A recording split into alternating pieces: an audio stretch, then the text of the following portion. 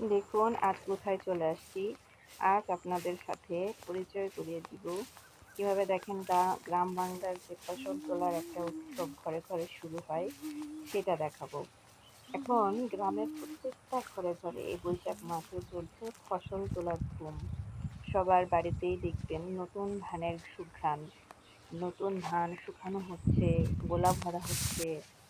হুম, এই যে এই পাশে আমি ক্ষেতে চলে আসলাম। ক্ষেতের মধ্যে হচ্ছে এই হ্যালো, যে এই যে আমরা ভাইয়েরা চলে আসছি। এখন কাজ হচ্ছে করতেছে, আমি ওনাদের ফসল সাথে কাটার কথা বলার চেষ্টা খুব ধুম করলাম। পড়ে গেছে। আমি আর জিজ্ঞাসা এই যে যারা করছিলাম ভাই আরকি। দেখতেছেন, ওনারা অনেক দূর থেকে এসে আমাদেরকে অনেক সহযোগিতা করেন। ওনারা না ছাড়া আমরা আসলে এই ফসলগুলা আমাদের মানে সারা বছরের খাদ্য যেগুলো, সেগুলো আমরা ঘরে তুলতে পারতাম না। ভাই, আপনি কোথা থেকে আসছেন?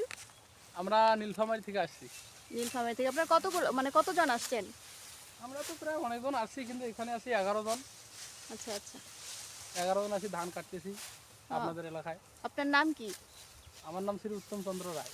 আচ্ছা, ঠিক আছে। আপনারা কষ্ট করে আমাদের জন্য এত কিছু করেন, এজন্য আসলে আপনাদের কাছে কৃতজ্ঞ। আমাদেরকে এরকম করে হেল্প করার জন্য অনেক দূর থেকে আসেন। ঠিক আছে, ভালো থাকবেন সবাই, হ্যাঁ?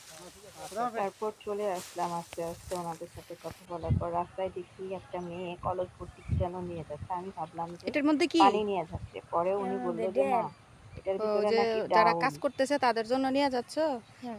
আচ্ছা। কোথায়? চকে? আচ্ছা। এরপর হচ্ছে আরেকটা ক্ষেতের দিকে চলে গেলাম। সেখানে অনেক লোক মিলে ধান কাটতেছিল। তো তাদের কাছাকাছি যেয়ে আমি হচ্ছে ভিডিও করার জন্য তাদের কাছাকাছি চলে গেলাম। অবশ্যই এটাই একটা সমস্যা যে মানে ক্যামেরা নিয়ে কিংবা মোবাইল নিয়ে কারো কাছে চলে গেলে না, এটা তারা ভাবে যে ব্লগিং। কি করতেছি, সবাই শুধু তাকায় থাকে আর প্রশ্ন করে। ভাইয়েরাও তাই করলো আমাকে যে কি করতেছি, হচ্ছে ভিডিও করছি কেন, কি টিকটক করছি কিনা, এরকম প্রশ্ন করতেছিল।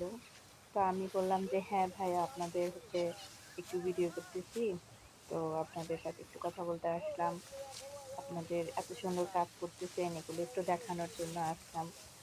তো এটা আমি বলতে বলতে তাদের কাছে এগিয়ে যাচ্ছিলাম আর ক্যামেরা ধরে রাখতেছিলাম। অনেক দেখেন কত সুন্দর ব্লগিং ফসল মানে হয়েছে, বুঝলাম না। ক্ষেতটা ভর্তি ফসল। হ্যাঁ, অনেক সুন্দর ধানও হয়েছে। আপনার ইউটিউবের ধানগুলো চ্যানেলের নাম কত কি? সুন্দর দেখতে। সারা রাখি গোস্বামী। বছরের খাবার আমাদের। 902। রাখি এগুলো গোস্বামী হচ্ছে 902 দিয়ে সার্চ দিলেই চলে সারা আসবে। বছর আমরা আচ্ছা, আপনার কোথা থেকে এই আসছেন? ধানগুলো দিয়ে আমাদের খাবারের চাহিদা পূরণ করব।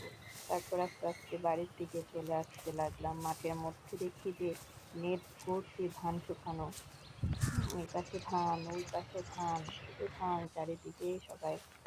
তো অনেক রোদ ছিল, তাই হাঁটতে হাঁটতে আবার চলে আসতে লাগলাম। কিন্তু ভালো লাগতেছিল।